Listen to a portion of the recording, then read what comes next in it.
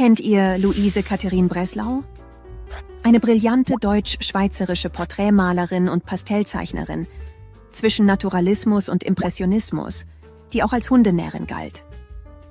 Zu einer Zeit, in der Frauen nur selten als Künstlerinnen anerkannt wurden, gelang es ihr, eine herausragende Karriere aufzubauen.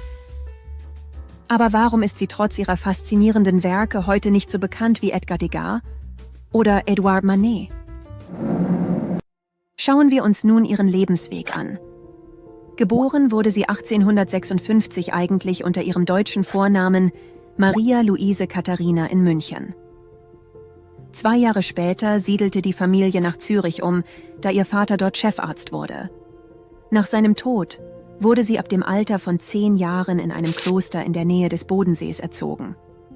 Ihre erste künstlerische Anleitung erhielt sie vom Maler Eduard Pfyffer, bevor sie mit 20 Jahren auf dessen Drängen mit ihrer Mutter nach Paris zog, um an der renommierten Académie Julian zu studieren.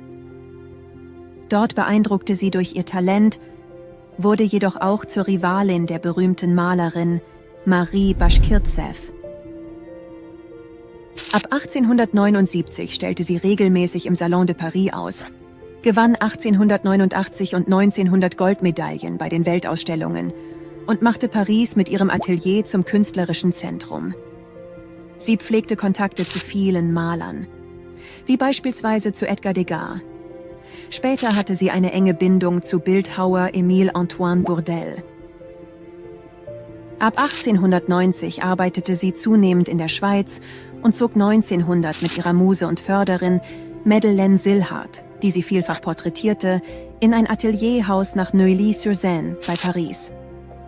Mit dem Ausbruch des Ersten Weltkriegs verlor sie ihre Pariser Kontakte und ihre künstlerische Bekanntheit.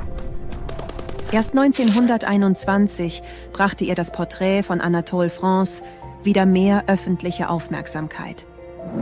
Nach langer Krankheit starb sie 1927 mit 61 Jahren in Neuilly-sur-Seine und wurde in der Schweiz beigesetzt.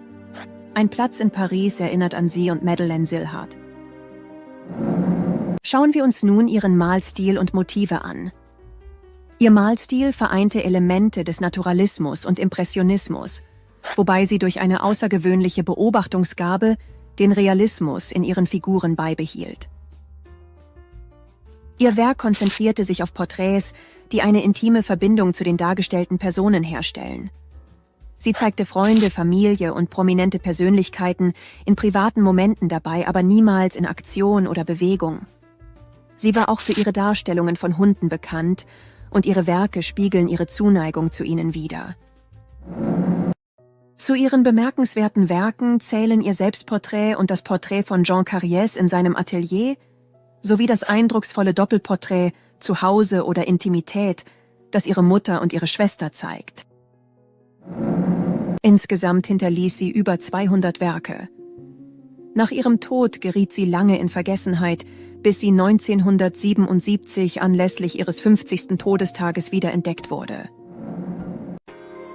Wir hoffen, dass euch dieser Einblick in das Leben und Werk von Luise Katharin Breslau gefallen hat. Wenn ja, abonniert unseren Kanal für mehr spannende Kunstgeschichten und teilt eure Infos zu Luise Katharin Breslau in den Kommentaren.